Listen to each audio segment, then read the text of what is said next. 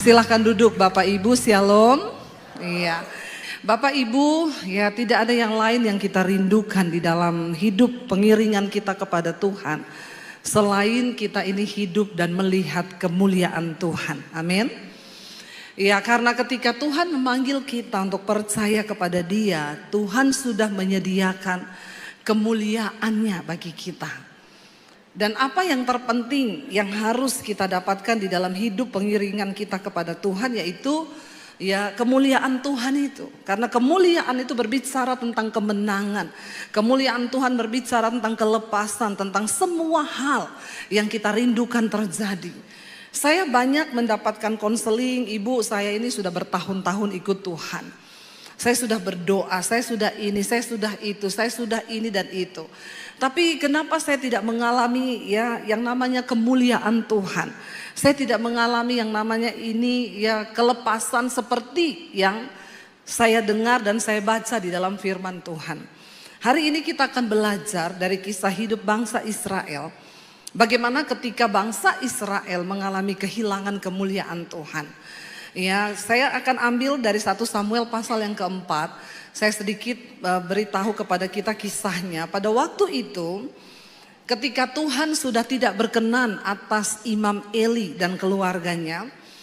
Ya, Imam Eli adalah orang yang dipilih menjadi imam ketika itu di Silo. Ya, dan dia menjadi imam membawa bangsa itu untuk dekat kepada Tuhan. Tapi kegagalan Eli adalah ketika dia membiarkan kedua anaknya itu hidup di dalam dosa. Ya, dosa apa yang dilakukan oleh anak-anaknya Eli? Mereka mengambil bagian Tuhan. Ya, kalau bangsa Israel datang mempersembahkan korban bakaran, ya kambing, domba, sapi untuk dipersembahkan sebagai korban penghapusan dosa. Anak-anaknya itu meminta, harusnya itu korban diolah dulu bagi Tuhan pertama kali dipersembahkan. Tapi anak-anak Imam Eli berkata, berikan kepada kami. Lalu petugasnya berkata, ini kita buat Tuhan dulu, nggak usah, pokoknya kami mau bagian ini. Mereka yang tentukan apa yang menjadi hak mereka. Dan Tuhan marah, bahkan ketika pada waktu itu anak-anak Imam Eli, Hofni dan Pinehas, mereka meniduri ya wanita-wanita yang melayani ya di bait Tuhan pada waktu itu. Mereka melakukan segala kecemaran, kenajisan, percabulan bahkan di rumah Tuhan. Dan itu menjadi satu dosa yang Tuhan berkata kepada Imam Eli, karena engkau membiarkan anak-anakmu hidup tidak menghormati aku, maka mulai dari hari ini aku akan menghukum engkau dan keluargamu. Dan Tuhan berkata, tidak ada lagi korban apapun yang dapat menghapus dosa keluarga Imam Eli. Maka satu keadaan yang sangat malang bagi seorang manusia ya adalah ketika dia dosanya tidak diampuni. Amin apa amin? Ya, firman Tuhan berkata, berbahagialah orang yang dosanya diampuni dan yang meninggalkannya. Ya, tetapi terkutuklah orang yang dosanya bahkan tidak diampuni. Tuhan berkata, tidak ada lagi korban yang bisa menghapus dosa dari Imam Eli dan keluarganya.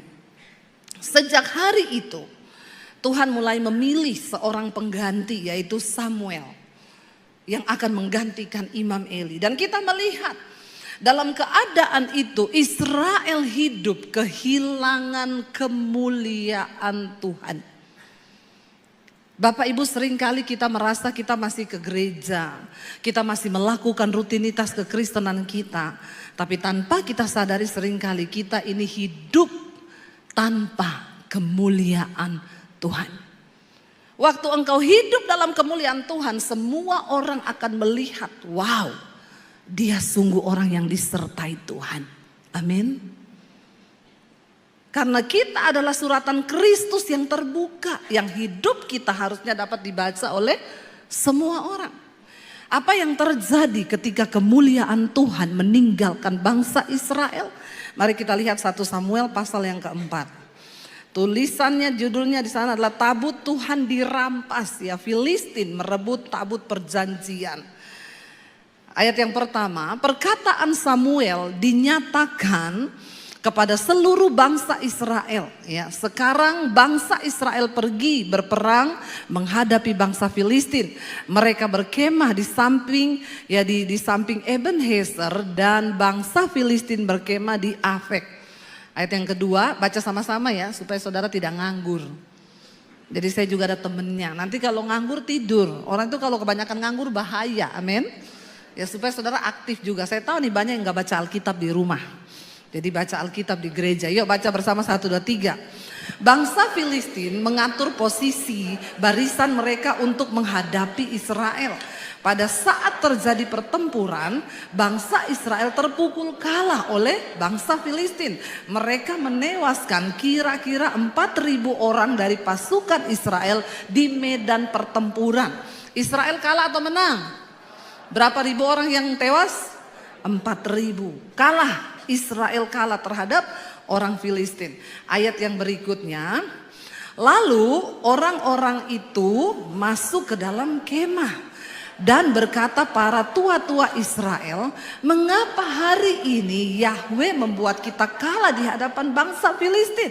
Marilah kita membawa tabut perjanjian Yahweh dari Silo ke tengah-tengah kita, agar tabut itu dapat menyelamatkan kita dari musuh-musuh kita. Ketika mereka kalah terpukul 4.000 orang mati, bangsa Israel berpikir, loh kan ada tabut. Tabut berbicara tentang kemuliaan Tuhan. Tabut itu berbicara tentang kehadiran Tuhan. Tabut itu berbicara tentang kemenangan. Tabut itu berbicara tentang kuasa Tuhan yang dahsyat. Kenapa kita nggak ambil tabut itu, lalu kita bawa ke tengah-tengah tempat pertempuran? Mereka percaya kalau tabut itu ada bersama-sama dengan mereka, maka mereka akan mengalami kemuliaan, yaitu kemenangan di medan pertempuran. Apa yang terjadi? Kita lanjutkan ayat yang kelima. Ayat yang keempat ya.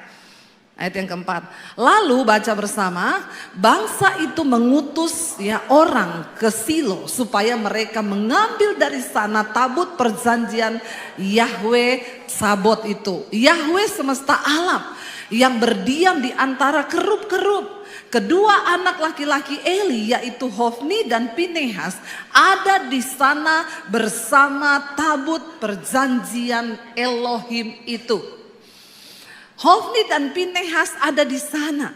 Mereka tahu tabut itu di sana dan mereka mengizinkan tabut itu dibawa pergi. Padahal mereka tahu tidak sembarangan untuk membawa tabut itu pergi dari sana. Ya, harus ada persetujuan dari Imam Eli dan lain sebagainya, tapi kedua anak ini mengambil alih, bahkan tidak bertanya apa-apa. Mereka membawa tabut itu. Ayat yang kelima berkata, ketika tabut perjanjian Yahweh itu masuk ke dalam perkemahan, seluruh orang Israel bersorak dengan nyaring sampai bumi bergoncang. Wow enggak? Wow.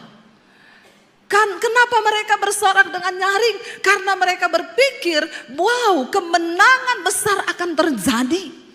Waktu tabut itu ada, kemuliaan Tuhan datang, maka kita pasti akan menang. Lalu mereka bersorak-sorai sampai bumi bergoncang. Saudara pernah bersorak sampai bumi bergoncang? Rumahmu aja lah, kamarmu aja bergoncang ada? Tapi kayaknya ini teriakan dahsyat banget ya. Sampai membuat bumi bergoncang. Ya, dan apa yang terjadi ketika teriakan besar itu, ketika sorak-sorai itu terjadi, bahkan apa yang saya dapat di sini, saudara, teriakanmu, sorak-sorakmu, sekalipun membuat bumi bergoncang, belum tentu itu menggoncangkan hati Tuhan. Amin. Ya, jangan cuma hebat di gereja waktu nyanyi, kita nyanyi dengan luar biasa. Kita buat iblis gemetar. Ya. Sampai di rumah iblis buat kita gemetar. Ya, itu yang banyak saya lihat sih dari orang Kristen. Ya. Bukan soal lompat-lompatmu seperti apa. Sekalipun bumi bergoncang karena teriakanmu, belum tentu hati Tuhan tersentuh. Bangsa Israel bersorak-sorai karena tabut itu datang. Tapi mereka tidak sadar bahwa kemuliaan Tuhan sudah tidak ada bersama-sama dengan mereka. Mereka nggak sadar bahwa kemuliaan Tuhan nggak tinggal lagi dengan mereka. Kita lihat ayat yang berikutnya berkata begini. Bangsa Filistin mendengar keributan dari teriakan itu dan berkata, apakah arti keributan dari teriakan dahsyat di perkemahan orang-orang Ibrani itu? Lalu mereka mengetahui bahwa tabut Yahwe telah datang ke dalam perkemahan itu. Orang Filistin penasaran. Apa yang membuat mereka bersorak begitu hebat? Setelah diselidiki, oh ternyata tabut Tuhan sudah dibawa ke perkemahan Israel di medan pertempuran. Lalu apa yang terjadi ketika orang Filistin tahu bahwa tabut itu dibawa? Baca bersama ayat 7. Bangsa Filistin menjadi takut. Takut. Bahkan musuh-musuh Israel pun gemetar ketika mereka mendengar tentang tabut Tuhan yang dibawa, karena mereka tahu bahwa tabut itulah yang sudah membuat banyak mujizat besar di antara orang Israel. Mereka tahu ketika Tuhan hadir, maka sesuatu itu pasti terjadi. Mereka tahu bahwa ketika Tuhan yang semesta alam itu ada di pihak Israel, maka mereka nggak bisa berbuat apa-apa. Dikatakan di sana mereka berkata, mereka menjadi takut. Mereka berkata, Elohim telah datang ke dalam perkemahan itu. Lalu mereka juga berkata, celakalah kita, sebab belum pernah ada yang seperti itu sebelumnya. Mereka sangat tahu tidak ada Tuhan yang seperti Tuhannya orang Israel. Tidak ada kuasa lain yang sebelumnya pernah terjadi di tengah-tengah orang Israel. Bagaimana ketika kemuliaan Tuhan itu hadir, sesuatu yang luar biasa pasti terjadi. Kita lihat ayat yang ke-8, ayat yang ke-9, ayat yang ke-8 berkata, celakalah kita. Orang Filistin bilang, sudah celaka kita pasti. Siapakah yang akan melepaskan kita dari tangan Elohim yang hebat itu? Itulah Elohim yang telah menghajar bangsa Mesir dengan setiap tulah di padang gurun. Mereka mendengar apa yang dilakukan oleh Tuhan ketika Tuhan hendak membebaskan umatnya bangsa Israel. Tulah demi tulah terjadi. Mereka juga tahu bahwa Tuhan yang sama yang menyertai bangsa itu yang sudah membelah laut. Sehingga pasukan Fir'aun mati semua tenggelam di laut itu. Mereka juga tahu Tuhan yang sama itu, Tuhan yang berjalan bersama-sama bangsa Israel, yang memberi tiang awan ketika panas terik itu datang. Mereka juga tahu Tuhan itu yang memberi sinar, memberi tiang api di tengah malam kegelapan di padang gurun. Mereka tahu Tuhan yang sama, Elohim itu yang sudah menurunkan mana dari sorga. Itulah kemuliaan Tuhan. Itulah kedahsyatan Tuhan. Biar musuh-musuhmu, biar orang lain melihat bahwa hidupmu itu disertai Tuhan. Sehingga mereka akan berkata, wow, sungguh Tuhan yang dia sembah itu Tuhan yang dahsyat. Karena itu jangan biarkan kemuliaan itu hilang dari hidupmu. Kita akan lihat bersama apa yang terjadi. Bangsa Filistin takut, gemetar melihat Elohim datang bersama-sama orang Israel. Lalu mereka berkata begini, kuatkanlah dirimu. Orang Filistin, dia bilang, kuatkanlah dirimu dan bertindaklah berani seperti seorang laki-laki. Memang laki-laki itu harusnya berani. Amin bapak-bapak. Di sini nggak ada laki-laki yang penakut kan? Kalau kau penakut sebagai laki-laki, berhenti jadi laki-laki. Terus jadi apa bu? Cucok meong. Jangan jadi cucok meong ya. Harus bertindak seperti seorang laki-laki yang dewasa, ya. Dan ini bagi kita semua juga di sini. Ya, artinya apa? Spiritnya itu loh yang harus kita ambil. Walaupun kita wanita, kita harus bertindak seperti seorang laki-laki ketika di dalam perjuangan iman. Artinya apa? Laki-laki itu ya lambang dari kekuatan, kedewasaan, Tapi ada yang bilang, Bu, suami saya itu nggak dewasa-dewasa. Memang susah mengukur kedewasaan laki-laki, kecuali ketika dia ada di tukang potong rambut. Kalau dia bayarnya 50.000 itu berarti dia laki-laki dewasa. Karena ada tulisannya dewasa 50.000, anak-anak 25.000.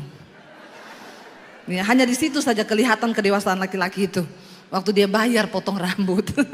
Tapi di sini tidak, semua laki-lakinya dewasa, amin. Haleluya. Kok aminnya kurang mantap gitu ya. Ya, laki-laki yang dewasa itu menjadi imam yang benar bagi rumah tangganya. Suami yang benar bagi keluarganya. Yang berdiri teguh di dalam firman. Amin Bapak-bapak. Itu adalah tanggung jawabmu. Ya, harus bawa istri dan anak-anakmu takut Tuhan. Kalau engkau saja sebagai seorang imam sudah tidak berdiri benar, maka rumah tanggamu pasti goyang. Orang Filistin berkata, jangan takut, kuatkanlah dirimu. Bertindaklah sebagai seorang laki-laki. Hai orang-orang Filistin, supaya kamu tidak menjadi budak orang-orang Ibrani itu. Sebagaimana dahulu mereka adalah budak-budakmu. Kamu harus memberanikan diri dan berperanglah. Satu yang membuat orang Filistin menjadi semangat. Mereka bilang, jangan sampai kamu kalah dan kamu akan jadi budak. Menjadi budak itu tidak enak. Demikian juga menjadi budak dosa itu tidak enak. Ada banyak orang Kristen yang hidup sebagai budak dosa. Setiap hari dia jatuh dalam dosa yang sama, engkau sedang diperbudak. Hari ini apapun yang memperbudak hidupmu, lepaskan di dalam nama Yesus. Ada orang yang berkata, Bu, saya sukanya selingkuh, Bu. Tapi saya tahu itu dosa, Bu. Tapi saya mau lepas, nggak bisa-bisa ya, Bu. Saya bilang, ya kamu mau lepas, kamu udah tahu. Itu sama dengan orang bilang gini, saya ini tiap hari jatuh di got, Bu. Tapi saya bingung ya jatuh terus, kenapa? Soalnya saya mainnya deket got. Nanti kalau jatuh di got, yang salah siapa? Got. Ya, kayak ada bapak-bapak di Sulawesi. Istrinya bilang, kalau kau pulang gereja, kau jangan habiskan itu anggur perjamuan, nanti kau mabuk lagi. Dia bilang tidak, nanti kau jatuh di got, saya malu tahu.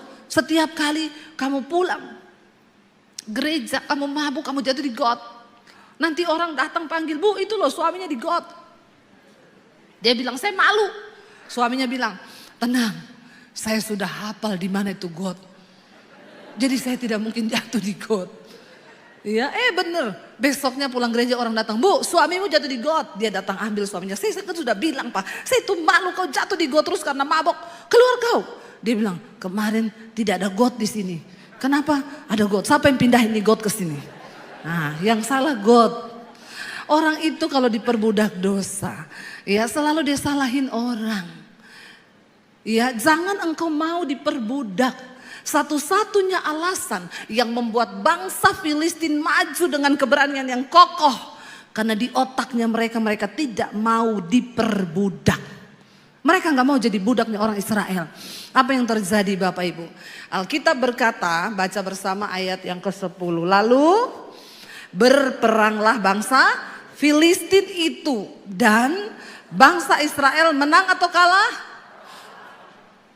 Alkitab berkata dengan jelas di sana, bangsa Israel terpukul kalah. Dan mereka masing-masing berlari ke kemahnya.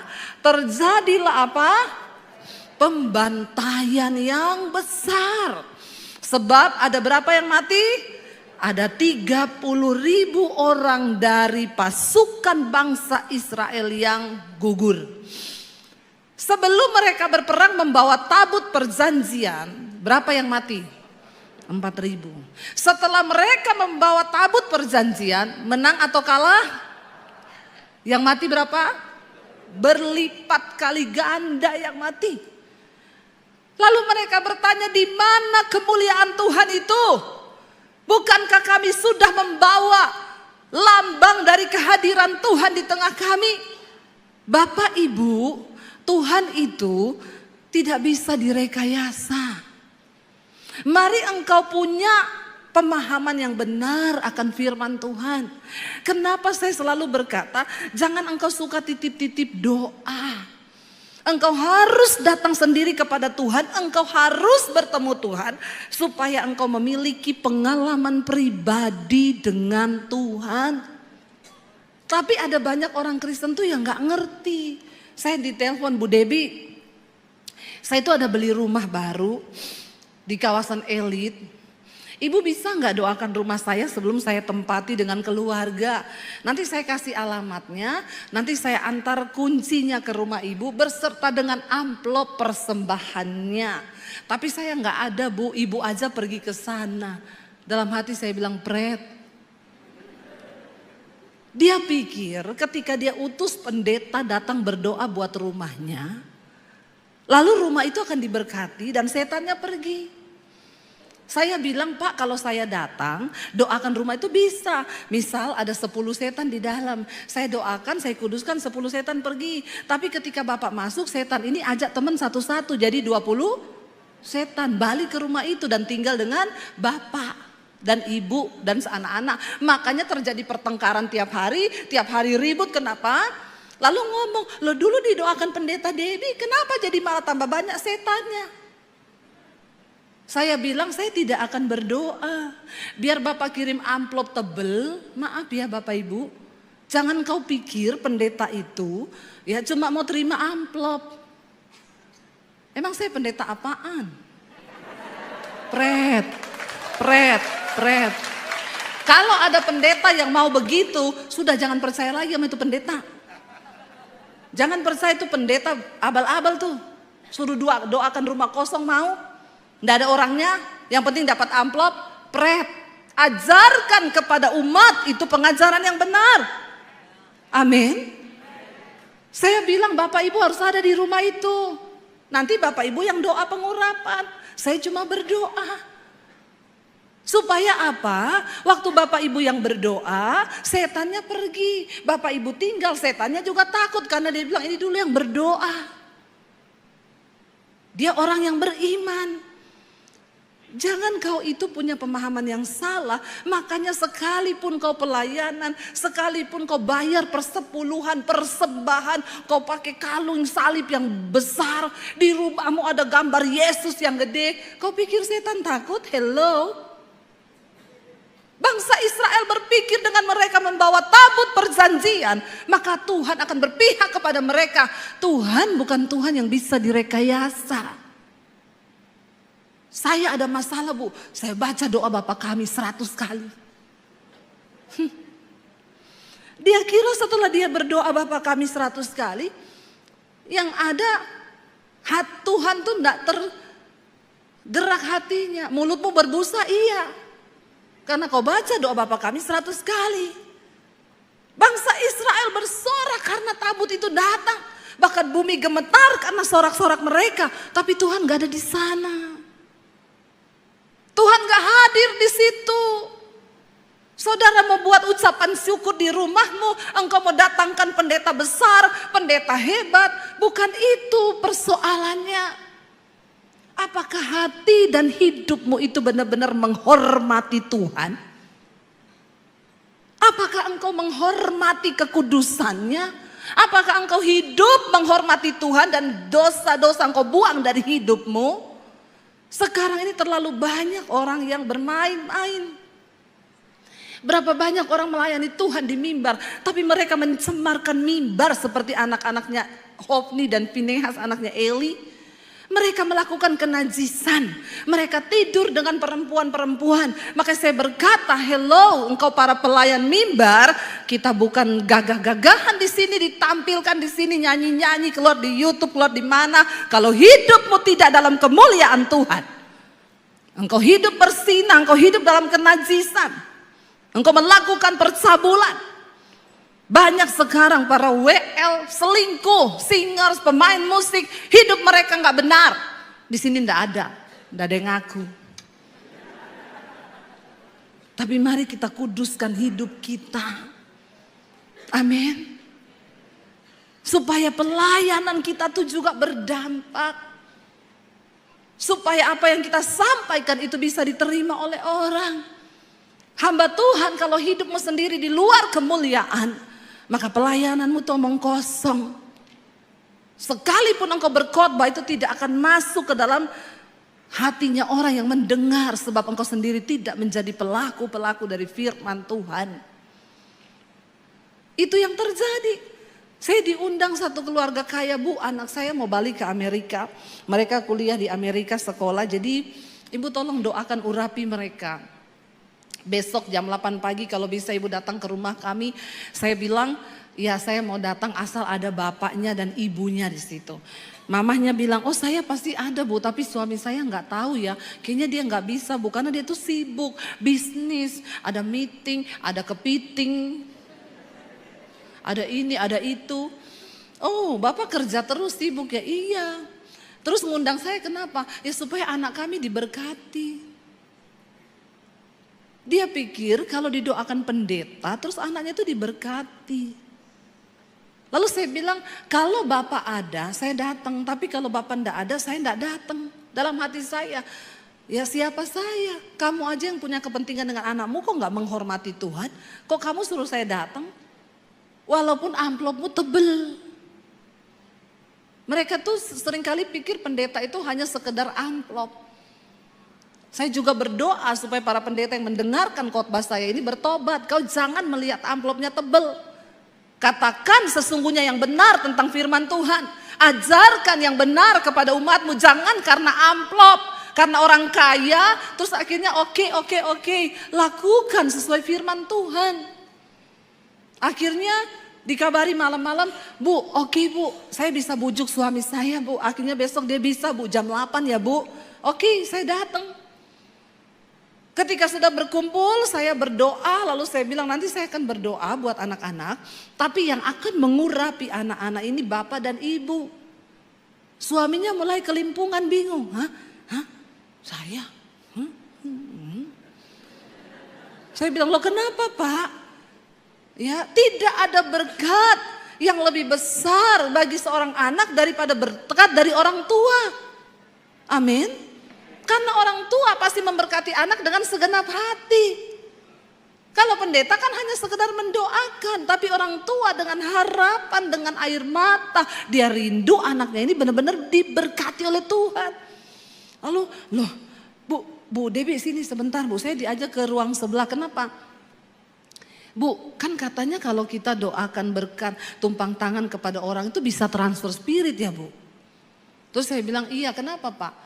Lah nanti saya kalau doakan anak-anak saya bisa transfer spirit. Emang Bapak ada roh apa ya? Kok takut anaknya transfer spirit? Emang spirit apa yang ada dalam Bapak? Terus, ya kan bukan gitu ya Bu. Maksudnya kalau saya ada dosa ya nanti... Ya, emang dosa apa yang ada sama Bapak? Ini yang saya suka saudara. Ya, kenapa saya panggil? Karena saya tahu yang begini-begini ini. Kenapa Pak? Ada dosa apa? Mending Bapak sekarang bertobat. Saya kasih Bapak waktu beberapa saat. Supaya Bapak bertobat dulu. Setelah Bapak bertobat, minta ampun sama Tuhan. Kuduskan tanganmu, kuduskan hatimu dan hidupmu. Lalu engkau lepaskan berkat buat anak-anakmu. Terus, iya Bu, sebentar ya Bu. Ya udah dia masuk ke kamar mandi, biar dia bertemu Tuhan di kamar mandi.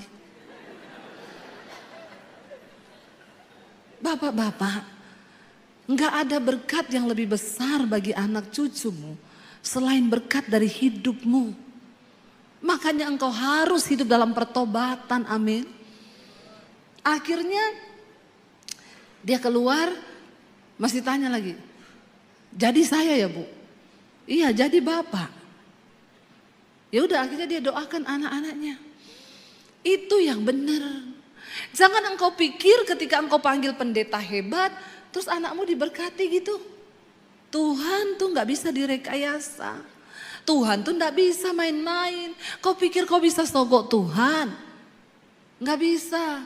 Karena persembahan hidup, pertobatan itu yang lebih menyenangkan hati Tuhan. Itu yang lebih membuat Tuhan tuh bergetar. Bangsa Israel berpikir ketika mereka membawa tabut itu maka mereka akan mengalami kemenangan. Ayat yang ke-11 baca bersama dikatakan di sana, tabut Elohim akhirnya dirampas. Bahkan juga kedua anak laki-laki Eli tewas, yakni Hofni dan Pinehas. Tuhan sudah berfirman kepada Imam Eli lewat Samuel, karena engkau tidak bertobat, maka anakmu berdua akan mati, engkau pun akan mati di hari yang sama. Dan tidak akan ada lagi kakek di dalam keturunanmu, karena kamu semua akan mati. Dan benar terjadi. Ayat yang ke-12, seorang dari suku Benyamin lari dari barisan pertempuran. Orang itu lari, ya, dan dia datang ke Silo pada hari itu juga. Pakaiannya terkoyak-koyak dan debu tanah di atas kepalanya. Ini orang lari dari medan pertempuran memberi kabar kepada Eli. Ketika ia datang, Eli sedang duduk di kursi di tepi jalan sambil menunggu, mengamat-amati, hatinya sangat gelisah. Karena apa? Tabut itu dibawa lari oleh anaknya pergi ke medan pertempuran. Hatinya gelisah karena tabut Elohim itu. Dan ketika orang itu masuk ke dalam kota, ia memberi laporan. Lalu seluruh kota itu menjerit, mendengar cerita bahwa tabut Tuhan dirampas. Hofni dan Pinehas mati di medan pertempuran. Penduduknya menjerit, bukan lagi bersorak, ya, tapi menjerit. Ayat yang ke-14 berkata, ya, ayat yang ke-14, saat Eli mendengar kegaduhan dari teriakan itu, ia berkata, suara gaduh itu, kegemparan, apakah itu? Ya, orang itu pun bergegas dan datang segera memberi laporan kepada Eli. Ayat 15 di sana dikatakan, Eli telah berumur 98 tahun dan matanya telah rabun sehingga ia tidak dapat melihat, udah buta Eli. Orang itu pun berkata kepada Eli, akulah datang dari barisan tempur itu dan hari ini aku telah melarikan diri dari barisan tempur. Eli berkata, apa yang telah terjadi di sana anakku? Ayat yang ke-17, pembawa kabar itu menjawab dan berkata, Israel telah melarikan diri dari hadapan bangsa Filistin dan di sana juga telah terjadi pembantaian yang besar-besaran di antara rakyat. Kedua anakmu juga telah mati, yakni Hofni dan Pinehas, dan tabut Elohim telah dirampas. Lalu dikatakan ketika ia menyebutkan tentang tabut Elohim itu dirampas, Eli terjatuh ke belakang dari tempat duduknya di pinggir pintu gerbang, lehernya patah dan ia pun mati pada hari yang sama dengan kedua anaknya itu yang mati. Karena orang itu telah tua dan gendut berat, makanya jangan gendut-gendut. Eli telah menjadi hakim atas Israel selama 40 tahun. Tragis matinya. Dan ayat yang berikutnya berkata, waktu itu menantu perempuannya, istri dari Pinehas, sedang hamil tua dan hampir melahirkan. Ia mendengar kabar tentang tabut Elohim itu yang telah dirampas dan mendengar bahwa ayah mertuanya serta suaminya mati. Telah mati semua. Lalu ia membungkuk dan bersalin. Karena memang waktu melahirkan telah tiba, saat itu juga melahirkan istrinya Pinehas. Dan ayat yang berikutnya berkata, menjelang saat kematiannya, mati juga dia habis melahirkan. Wanita-wanita yang berdiri di sampingnya berkata kepadanya, jangan takut, engkau telah melahirkan seorang anak laki-laki. Tetapi ia tidak menjawab, bahkan tidak memperhatikannya. Lalu ia menamai anak itu Ikabod sambil berkata, kemuliaan Tuhan meninggalkan Israel. Sebab tabut Elohim telah dirampas dan karena ayah mertuanya serta suaminya telah tiada. Tragis apa yang menimpa bangsa Israel. Ikabod, kemuliaan Tuhan telah meninggalkan. Mari kita berdoa Bapak Ibu. Sebagai orang percaya, anak-anak Tuhan. Mari hidup takut dan hormat akan Tuhan. Tuhan tidak bisa direkayasa. Dia melihat hatimu, dia melihat hidupmu. Kita yang sungguh-sungguh takut akan Tuhan. Mari kita hormati Tuhan. Mari kita mau berkata, Tuhan, kami mau meninggalkan apa yang ada di belakang kami. Dan kami mau mengarahkan hidup kami kepada apa yang di depan. Kita mau katakan di hadapan Tuhan. Kami mau tinggalkan hidup lama kami Tuhan. Kami mau sungguh-sungguh hidup dalam hidup yang baru bersama Engkau. Terima kasih Bapa.